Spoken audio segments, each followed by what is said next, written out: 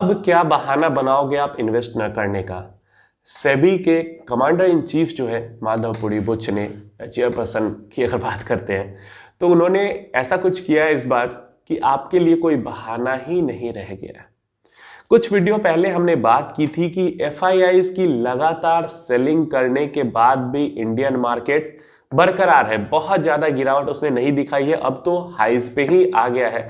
लेकिन पीछे पीछे के 1-2 महीने में एफआईआईज ने काफी सेलिंग की, फिर भी इंडियन मार्केट नहीं गिरा। या 2022 के दौरान में जिस तरीके की एफआईआईज ने सेलिंग की थी और जिस तरीके का क्रैश आना चाहिए था, मार्केट ने खराब परफॉर्म किया, लेकिन जिस तरीके का परफॉर्मेंस बाकी मार्केट्स ने दिखाया, इंडियन मार्केट्स ने उससे अच्छा परफॉर्मेंस दिखाया। इसका एक बहुत बड़ा रीजन है कि इंडियन मार्केट इतना रेजिलियंट बना हुआ है, वो है हमारे आपके जैसे स्मॉल छोटे छोटे रिटेल इन्वेस्टर्स, जो कि बढ़ चढ़ के हिस्सा ले रहे हैं, डायरेक्टली स्टॉक्स में इन्वेस्ट करके भी एंड म्यूचुअल फंड्स के थ्रू इन्वेस्ट करके भी। और अब इसको सेबी भी रिकॉग्नाइज कर रही है। यही बात हमने आई थिंक हफ्ता 2 हफ्ता हुआ होगा, वीडियो पहले बात की थी। एंड एक इवेंट के दौरान में माधवपुरी बुच ने, जो सेबी की चेयरपर्सन है, चीफ है, उन्होंने भी ये बात कही है और उन्होंने इसको एक्नॉलेज किया है कि रिटेल इन्वेस्टर काफी ज्यादा सपोर्ट दिखा रहे हैं मार्केट को। पहले के टाइम में एफआईआईज के हाथ में कंट्रोल होता था, जब चाहे सेल करके मार्केट को गिरा देते थे, जब चाहे बाई करके मार्केट को उठा देते थे, लेकिन अब रिटेल इन्वेस्टर सपोर्ट कर रहे हैं मार्केट को।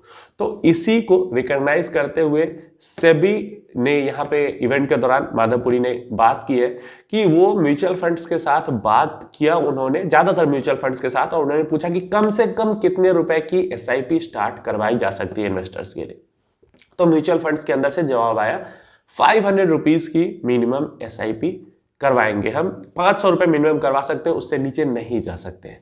हालांकि मैंने देखा है कि कुछ फंड्स है जो 100 रुपए एसआईपी की भी ऑप्शन देते हैं। तो यहाँ पे सेबी की तरफ से बात आई कि क्या हम ये जो मिनिमम 500 रुपीज की जो कम से कम इन्वेस्टमेंट अमाउंट है, उसको घटा के 100 रुपए पे नहीं ला सकते। तो ज्यादातर म्यूचुअल फंड कंपनीज ने कहा कि अगर 100 रुपए पे हम लाते हैं तो वो थोड़ा सा नुकसान होगा कंपनीज को, वहां पे कॉस्ट मैनेज नहीं हो पाएगा। तो सेबी की जो चेयरपर्सन ने कहा कि 250 रुपीज पे हम इसको लाने की कोशिश करते हैं और लाएंगे। मतलब मिनिमम जो इन्वेस्टमेंट अमाउंट है एसआईपी के लिए, आने वाले समय में लगभग हर म्यूचुअल फंड स्कीम के अंदर, हर म्यूचुअल फंड सारे के सारे आने वाले समय में आप 250 रुपीज से भी इन्वेस्टमेंट कर पाओगे। और in my opinion SIP plus lump sum पे भी आ जाएगा। लमसम किसी किसी फंड में लमसम आप 5000 से कम नहीं कर सकते, लेकिन फ्यूचर में अगर ऐसा हो जाता है, एसआईपी तो होगा ही होगा कि आप कम से कम 250 रुपए भी हर महीने से एसआईपी कर पाओगे हर स्कीम के अंदर। लेकिन अगर लमसम भी अमाउंट ये कम हो जाए, कई सारे लोग एसआईपी नहीं करना चाहते, सिर्फ वन टाइम अपना करना चाहते, हर महीने खुद से ही करना चाहते। तो वैसे में अगर लमसम इन्वेस्टमेंट भी आ जाता है 250 के पास, तो आप समझ रहे हो इसके बाद क्या बहाना आपके पास बच जाएगा। जो म्यूचुअल फंड स्कीम आपको पसंद हो, उसके अंदर इतने कम महीने के 250 रुपए की एसआईपी आप कर पाओगे। बहुत कम सुनने में लगता है, लेकिन एक बार जब ये इन्वेस्टमेंट की आदत लग जाती है तो पैसा भी बढ़ता है और कम अमाउंट से भी लॉन्ग टर्म में ज्यादा पैसा बन जाता है। मैंने कई वीडियोस में आपको प्रूव करके डेटा के साथ दिखाया है। तो ये चीजें यहां पे निकल के आती है। क्यों कर रही है सेबी ऐसा? सेबी ऐसा इसलिए कर रही है कि जिस तरीके का सपोर्ट रिटेल इन्वेस्टर से मार्केट को मिल रहा है, आगे ये सपोर्ट और ज्यादा मिले और हमारी डिपेंडेंसी जो एफआईआईज के ऊपर है वो बिल्कुल खत्म हो जाए। अगर लगभग ज्यादातर इन्वेस्टर इंडिया के अंदर से होंगे मार्केट के अंदर में, तो बाहर की डिपेंडेंसी खत्म हो जाएगी, बाहर से पैसे चाहिए इसकी डिपेंडेंसी खत्म हो जाएगी। अभी जो हमारी कंट्री की पॉपुलेशन है उसका 10% भी इन्वेस्टमेंट नहीं कर रही है। अगर मान लो 30, 40, 50% भी इन्वेस्टमेंट करने लगती है तो कहां से कहां, क्या से क्या हो सकता है। तो अब आपके पास कोई यहाँ पे नहीं बच जा रहा है बहाना कि हम इन्वेस्ट क्यों नहीं कर पा रहे।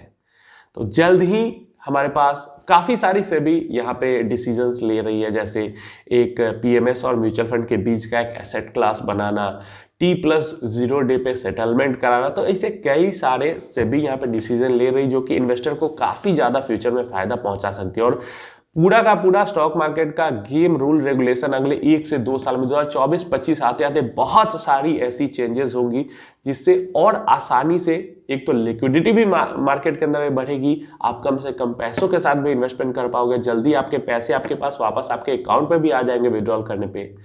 आपको क्या लगता है, सेबी काफी मेहनत कर रही है रिटेल इन्वेस्टर के लिए? आप नीचे कमेंट बॉक्स में बताओ आपके क्या थॉट्स हैं इसके ऊपर।